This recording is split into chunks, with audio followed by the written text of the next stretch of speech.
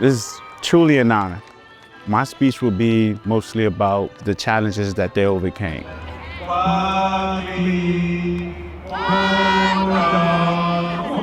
How they didn't give up and how they continue to fight.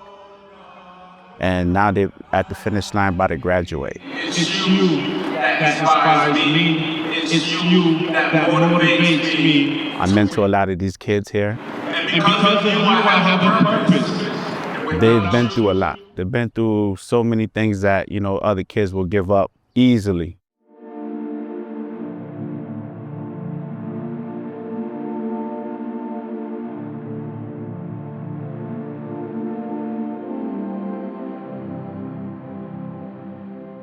I've often said it to myself, I don't know if I would have the same tenacity and dedication that these young men and women have. Life has many, many bumps in the road, and they hit a major one. We got a lot of kids here, and the cafeteria is a classroom. The gym is half a court, and there's just 2 hallways. We had to overcome not having homecoming, any school dances, and if we do have them, it's within these small classrooms. We haven't had a pep rally in 4 years because there is no gym to hold a pep rally. We always been wishing that we had our own high school, so we could have an experience of how high school really is. COVID took a lot of numbers away, but then splitting up into 2 schools it's just been really a dream breaker. These kids have to travel from the south end to the north end just for practice, for school. Can you imagine waking up at 5 just to catch the bus, come here, and then right after school you got to catch the bus all the way back to the south end and then have to practice at 5 p.m.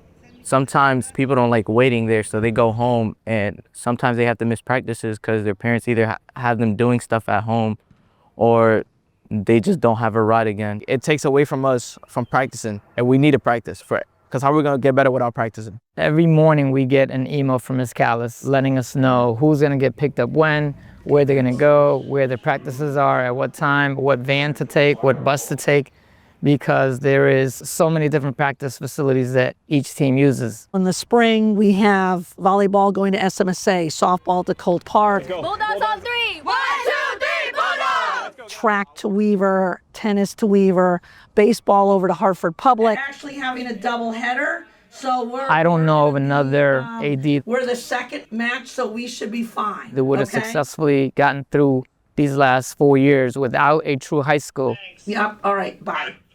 2 different high schools on polar ends of the city at that.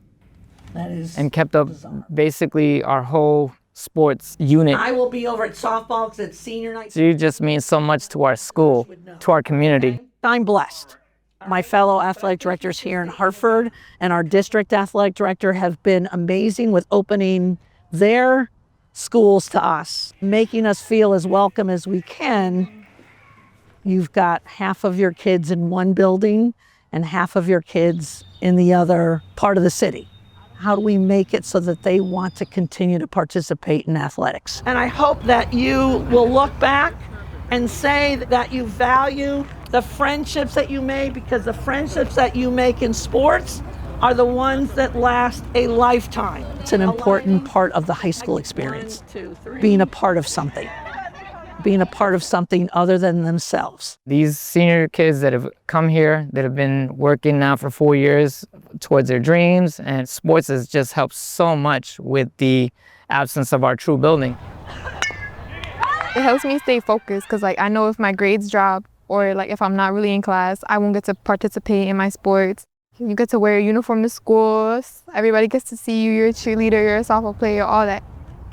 Sports, for me, it means a lot. Makes me work harder, and all the connections it's given me to my coaches, my friends. Senior night meant something for me. It meant something to my siblings, and it should be special. I want it to be special. And some of our families don't have the means to provide the things you might see at other locations, but between the coaches and myself, we want to make it memorable. For any student athlete, they want to know that they made a difference, that they were cared about, whether they were the star or someone that came off the bench every now and then. I just think like any challenge that I have, it's like I'm gonna be able to take it easy because like having to go through 2 different buildings to finish high school was already hard enough on me. Things can change quickly and you make what's most of it. I made new friends, did new things, met new people. It definitely made me stronger.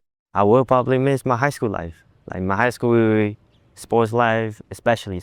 I often tell the kids I bleed maroon and white, and I want them to bleed maroon and white. With the help of my coaches who are amazing, and because I'm positive and they're positive, it permeates the athletes that we're going to get through this.